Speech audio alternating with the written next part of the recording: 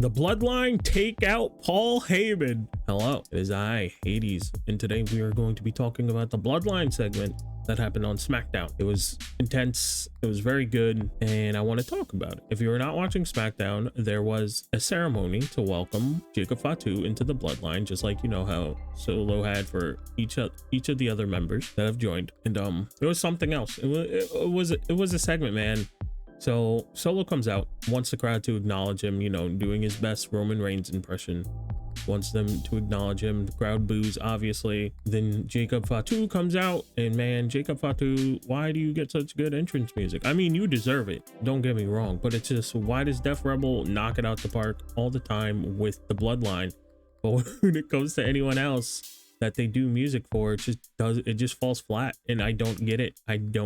Why don't they put that much effort into everyone's entrance music?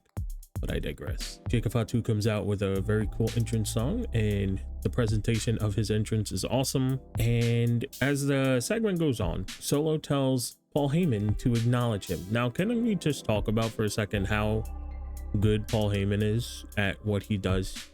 This man obviously didn't sleep to really portray how he looked, and he didn't shave. The white hairs were coming in. Like, this man goes the extra mile every single time when he needs to sell something, and he never disappoints. He's so good. His emotion and everything that he puts into the segments that he's a part of, especially since Roman Reigns has been on this hiatus after WrestleMania, losing. Even though people are not really buying into Solo for whatever reasons that they have, I think Paul Heyman has done such a great job to really show that he is terrified of what Solo is becoming, and rightfully so after what happened on SmackDown. So Solo tells Paul Heyman to acknowledge him as a tribal chief. They bring out the Ulafala, the necklace that you would see Roman Reigns wearing that signifies the tribal chief. I don't know if I pronounced that right. If I didn't, I'm sorry. But they bring out the Ulafala from the bag that Tangaloa is holding. And Paul Heyman says that he loves Solo because he does care about Solo. He cares about the Bloodline, cares about everyone in the Bloodline. But what Solo is doing, bad. But he does not acknowledge him as the tribal chief. And the crowd, the crowd exploded for this. It was awesome. That you are not my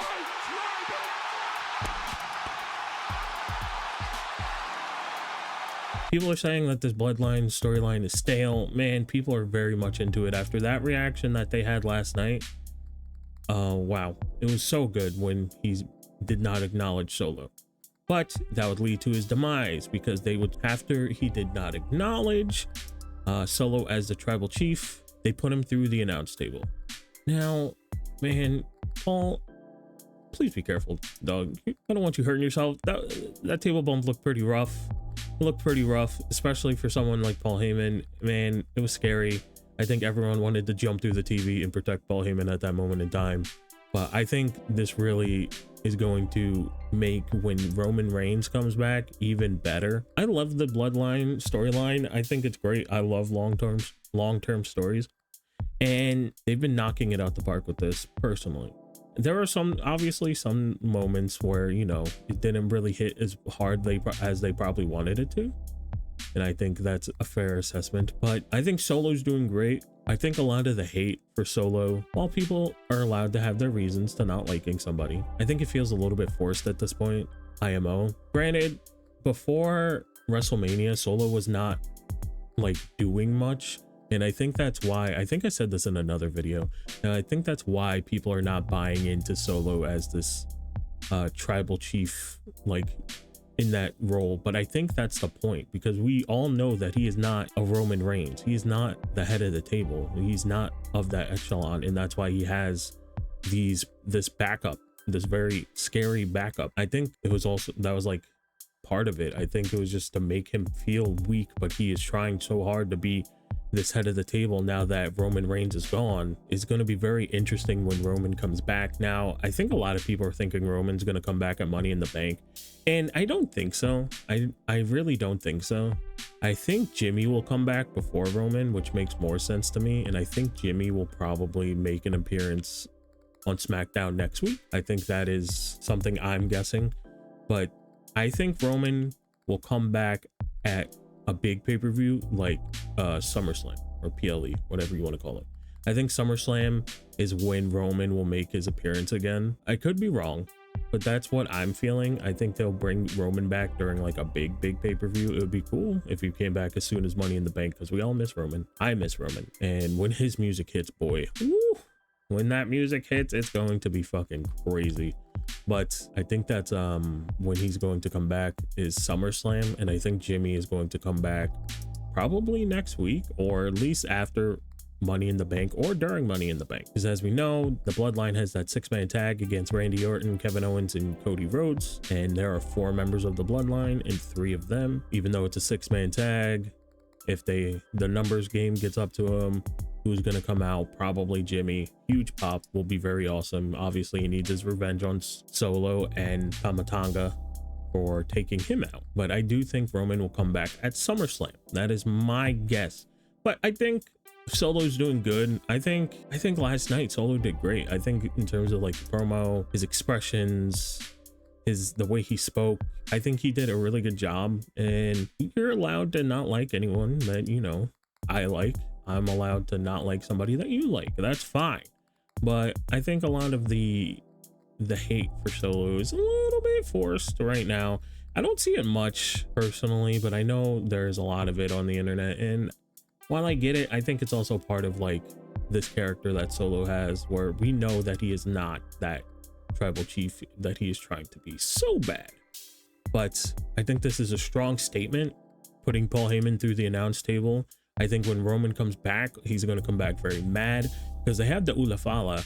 Now, did they take that from Roman? Did they beat up Roman to get that? Like, these are all things that people are thinking about now, because it's the Ulafala, unless it's a fake, but we don't know. We have no idea. We have no idea until we see Roman and find out for ourselves. But it's definitely interesting that they had the Ulafala, because even Paul Heyman was like, where'd you get that? So I'm assuming it is the real one, unless they just didn't have it, unless Roman didn't have it. Maybe Paul was holding on to it. I don't know. But it's interesting. I think it's a big statement that they took out Paul Heyman, and now Solo is rocking the Ulafala at the end of the show. And they make the shot with, you know, them all holding up the ones. The Bloodline Civil War is going to be crazy, and I'm very excited for it. I know people are a little bit tired of the Bloodline stuff, like I said before, but I think it's just getting better, man.